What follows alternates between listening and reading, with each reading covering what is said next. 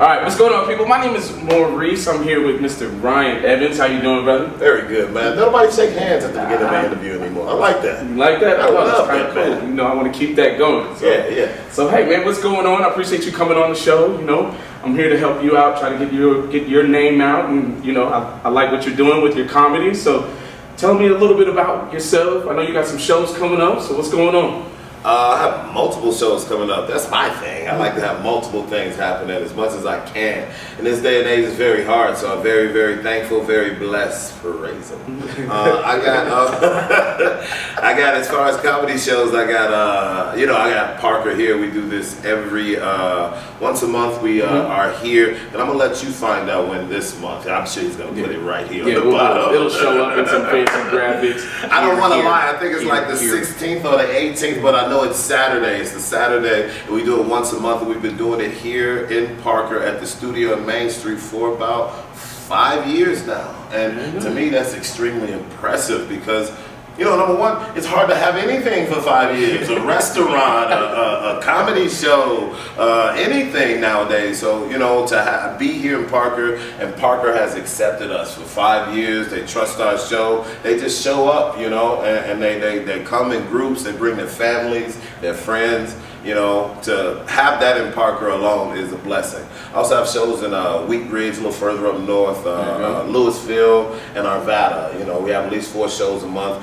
where we're testing out, you know, local comics in the form of, it's not going to be just the open mic or comic rambling on stage. I want to give them the idea of showcasing so they can make money. This is a business, so I want comics to make money with it and have an idea of what it is to, you know, showcase and try to, you know, put value to what they bring.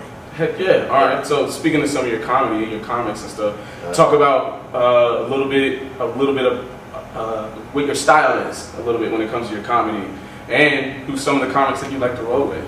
Well, my style is, you know, I take the approach of try not to get hurt. You know, people come up on the stage nowadays, but it's not like a fear thing. I've always wrote my comedy for me. If I can laugh at it, then I can find a way to make you laugh at it. So I rely on my experiences, and then I like to embellish and grow that into something that's relatable to the masses. So I always explain it to comedians, you know, when you're writing material, try to write for the gray areas. A lot of green in that gray area. Business, jewels. There's a lot of business in the gray area, so write for the area that travels the furthest and be able to present, like we were talking about products earlier, present your product, yourself in the best way. So, you know, I always try to just extend that to them, have the gray area, and that's where I like to live, where it's not necessarily I'm trying to shock value you, I'm not trying to, you know, scare you into laughing, like you better laugh, you know. It's you know, I've hosted a lot of shows, you know, so I take that approach also when I'm doing the set, because it's like I'm welcoming you to my home. Even though I'm trying to find things that's relatable to you, it's still, you're facing me. Every chair, every table is facing me. So I'm going to talk about me, but I am going to make it relatable. And I like to have a more conversational kind of comedy or comedy set. So, you know, I have people who talk through my set. I'm not one of these new comics like, you know, where are you from? Talk back to me. Like, please be quiet. Enjoy yourselves. That's what comedy is, man. And I don't need you. I got the jokes. That's what it is. But yeah, you know, I try to make sure I can have comedy that goes to everyone. Generally, like when I'm doing comedy here in Colorado, I'm the only black guy in the room. And for me, it's initially it was slightly intimidating. I didn't know where I would fare, but now as I've been in Colorado for 12 years doing stand-up now, it's a blessing to see how far, you know, a joke can stretch. You only think it's for one group or one room, and it can be anywhere as long as you're writing it for that gray area. Okay, cool. Cause yeah, that's what I was wondering. Like, how do you do that? How do you write for that particular room? Cause in this particular area, you know where we are. Yes. You know, so I know some of that stuff can get stretched. But let me ask you. So why comedy? Like, how did you get into this? Why do you do this? What's going on? My mom's a preacher. My mom was a preacher, rest her soul. My stepfather was also a preacher. I'm saying that to say, you know, I'm guided by spirit, you know. I kind of guess my way through, so to speak, but at the same time, I know I'm protected. So comedy happened because, number one, my brother is a stand-up comedian. His name is Rodney Perry. We'll be doing shows at the Denver Improv May this month. Look us up. We have 5 shows we'll be doing. Watching him go through it, it wasn't always easy. Oh, no. Rodney is one of those alumni from one of the premier shows, Comic View and everything. People know him a lot from there back in the day. And I remember his first episode, oh no, it didn't go good. Everybody tuned in and it didn't go good, you know. But he came in town and I got to see him do it live. And live is different. Okay. It's something that happens, you know. You're like, oh, that looks fun, you know. Yeah. It gets you going and people screaming and laughing and everything. And it's like, I've watched him create a joke in the car, just laughing with me and put it out on the stage. It becomes like a bit that he takes on the road and things, and it's so inspiring to watch. At the time when I saw him first perform, I was living in Chicago, and then I moved to Los Angeles just on the whim. Like, I'm gonna go visit. And you don't visit Los Angeles, palm trees and everything out there, man. So, you know, after a while, I'm there. One of my first jobs, and they're going to honor this actual venue on Netflix for Netflix is a joke. It's going to be on Netflix. I can't remember when, but they're filming it in May. A club called the Comedy Union. Yeah. Okay, you got the Comedy Store, you got the Laugh Factory, you got the Improv, and then you got the Comedy Union. Number 4 in town. It sounds like we were at the bottom, but we were in a great spot. Comedy Union was on the cusp of Hollywood and the hood, which began seeing the whole spectrum of just, you know, not just one-sided comedy. I could see everybody. It was one of the spots everybody used to come, so I DJ'd there. And I was a doorman, and I slowly started blossoming. And at the time, my girlfriend was a comic. So, yeah, I gave her a joke, and I saw her put it up, and it worked. And that's it. Like, I gotta get up there now. I'm gonna try what I can on that stage. And I went up there with some wordy material. It was like 7 minutes, and like 5 minutes was just crickets, people just looking at me. And then I finally got into the material. I'm just so wordy, trying to be precise. Yeah. And I finally got into the bit, and I'll never forget her. It was a girl in the back of the room. She started laughing. She was a beautiful girl, ugly laugh, like one of them in the back, and it got everybody else going, and especially me, and it was like no turning back. Comedy has been a savior for me. When I doubt myself, I can always reflect on people that walk up to me after shows and tell me how they've doubted themselves before they come and see my show.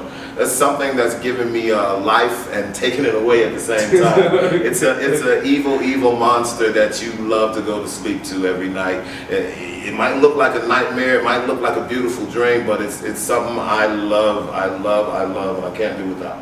Awesome. Like, who are some of your influences from, I know you mentioned your parents, but let's start with comedy-wise. Who are some of your influences? You know, my brother, like I said, Rodney Perry is a great influence to me because I was able to see him on stage as people see him, but he's a good reflection. So sometimes as a comic, we have this issue. I wonder what I look like. Right. I wish I could sit in the stage and sit and watch me on the stage, sit in the audience. And he was as close as I can get to that, you know. Besides filming myself, and it's still not the same, you know. To sit there and feel the vibe of the room is not the same as recording. So some of my influences, Rodney Perry, of course your Eddie Murphys, your Tommy Davises. You know, for me, I started comedy working at a comedy club, so some of my favorite comedians are not necessarily names on the beating path, but they're hysterical people. David Arnold is top-notch, one of my favorite comedians. R.I.P. David Arnold. He just recently passed away. 2 Netflix specials and everything, TV shows and everything. But I remember when he lived in the apartment building next to mine. You know what I mean? So it's amazing. I remember, like, Kevin Hart is one of my favorites. I remember first meeting him. He was already, Soul Plane was already, you know, coming out. It was being bootlegged. You remember? Yeah. You got one still at home. It was being bootlegged, and I remember meeting him at as that was happening, and it looked like it might be the end. It looked like it might be this is my career, and that's over with because of a bootleg, a leaked copy. And look at what happened now. How quickly everybody got to know him, and the business savvy that takes, number one, and then the perseverance to see all of that through. So I'll never, ever, ever doubt Kevin Hart. It's the host of others. I love Red Fox. I love Bill Burr. Jeez, man, Bill Burr is hysterical. I'm trying to get some of the new comics and the new age style of comedy. So there's still some that I'm still finding, but I love DC Young Fly, Jess Niche out of Chicago. Big shout out to Chi-Town, that's where I'm from. So I think what's happening now, the palette is growing so much in comedy that we can't miss you. There's some form or some flavor of comedy that you're gonna like. So it's like I'm still diving in myself in some of the new ones. Awesome. So what kind of comics are you always looking for? How do you find your comics as well? Well, it's very, very easy and complicated. I simply look for who's funny. I really do. It's as simple as that. If you're funny, send me a clip. Rion Evans presents at gmail.com. I'm not playing. Please send a clip, and I'll try my best to get you on our stages. Funny is something that kind of has been, it's been kind of misused, I'll say that way. Sometimes we have comedy or stand-up shows where, comics don't even have jokes, and they go up there and they interact with the audience, and it's funny, but, I take pride in writing jokes and things like that. I take pride in showmanship on the stage and implementing your jokes. Even if someone says something over there, I can still, get a joke off of that and come back to my material. Right. To me, that's where I began to love stand-up. Your Bill Cosby's, Richard Pryor's, Eddie Murphy. So, I love funny, and if you can write it, if I can depend on you for it, I'll say it like that. If I can depend on you for funny and to support the show that you're on, then I don't have a problem with hiring you. I want all comics to win, and that's something that might be a little old school, I guess. But I want all comics to win. There's no way I can win if you don't. If you're not winning and you're like, I'm at this open mic, it's free, come on in, we'll give you a hard-boiled egg when you come in, whatever you want, come on in.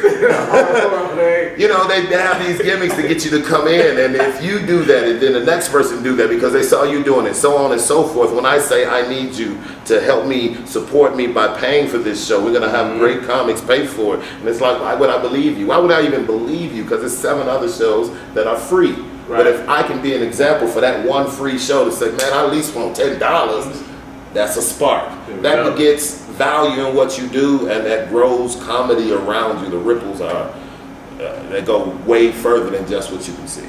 Awesome. Talk about one of your worst performances, like a bad performance. How did that go down? What happened? Well, I'm a perfectionist. That happened every night. Every time I go up. Was it the whole day that led up to it, or what? I don't think it was the whole day. I'll never forget it. It was my birthday. I'm performing at the Hollywood Improv, and you hear so much about the Hollywood Improv on a Monday. Big shout to D. Davis. He hosts the Monday night. He used to host a night also in Chicago and fly back every week. That's amazing, man. That's amazing. But the Monday night was hosted by D-Ray, and it's not necessarily a hard night, but it's not an easy night, right? So as I was starting comedy, you'll hear about it. You stay in your little home club and hone your skills and everything, but it's time to see. So I'm getting ready to go on stage, and comics are already heckling me like, I hope you're ready, get ready, they booing here. And you can't take me out of my zone because I'm feeling good, but I'm a little nervous. But I'm feeling good because I got a great outfit on. It's my birthday. I've been, doing my thing all day. You know what I mean? So I go up on stage, and the first joke is kind of When the first joke is like the rest of it is like, please laugh. How about this one? Where you been? Who you know? And you're trying to find them out there. Trying to pull out everything. It was my first time. I didn't have much time. I think I had like 5 or 7 minutes. And I've been doing great around the city. That's how I got the opportunity. But I dropped the ball there. I didn't get booed, but it was real quiet. Real quiet. Like you can hear the sweat boiling up on your back and rolling down quiet. This is not even the worst part. This is the worst part. This is the Hollywood Improv. I get off the stage and who else but Brandy Norwood, Moesha, grabbed me by the wrist as I'm walking by and said this is the worst thing you can say to a comic when you clearly see him bomb. She said, "Oh, baby, I thought you was funny." I scratched my head away from Brandy. I stormed off. I never sung a Brandy song for a whole rest of that damn summer. Forget Brandy. I saw her later on though. I used to do warm up for the Monique show audience, and she was on the Monique show. She remembered me. That's how bad I was. That's how bad I was. She remembered. Yeah. Okay. Yeah. That was the worst one. Never forget it. If you're gonna do something, go hard at it. All right. If you're gonna fail hard. Yes, might as well, man. Put Brandy in the audience. Get some famous people there. Get some stories, man. There you go. What are some of your bucket list destination places you want to go to? They are not here in the United States. I've always wanted to go to Australia. I like just see some of the architecture. I want to go at the best time. I don't want a alligator or a koala bear or something to attack me. Like, these places are going to be pristine visits. I'm going to have a guide, things like that. So keep that in mind when I say these things. I'd like to see some of Asia, like some China or Japan, really. I'd like to go to, I hear they're real nice out there. I want to see how nice, I'm going to put it to the test. I want to see how nice and still make it out. And me and my girlfriend have been planning Dubai. I don't know how, we be saying it. I don't know how hard that's gonna happen, but every time we look through catalogs or look through just some people who've been, it's just like, man, it's amazing. I want to get out of the country, so anywhere outside of the country I'll be happy with, you know what I mean? Okay. Yeah. Very nice. Give me a band or singer, dead or alive, that you would like that you would want to sing. This should be real easy, but living in Colorado, I can tell people have different ideas, different bands. I want to rock out with this. I'd love to hear a solo from that. And it should be real easy.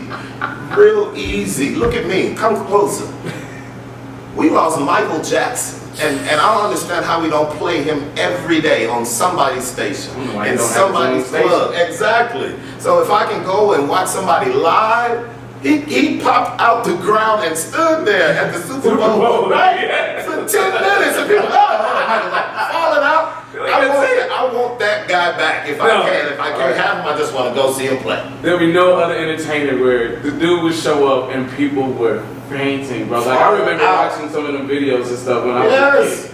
And I'd be like, Mom, what is going on with these people? Michael just standing there looking shiny, looking off in the distance. Ain't no wind, ain't no nothing, just standing there. They got people yanking them off and stuff. Ain't nobody did nothing. Security there with the shoulders just to get you over the rail and carry you out. Ain't nobody gonna have no problem with Michael concert. Like just in comparison, just look at the concerts we have now. You got shootings, somebody gets stabbed. It's a bad place to be at. Like, think about Michael Jackson. The only thing that's gonna happen is you're gonna get overwhelmed with joy.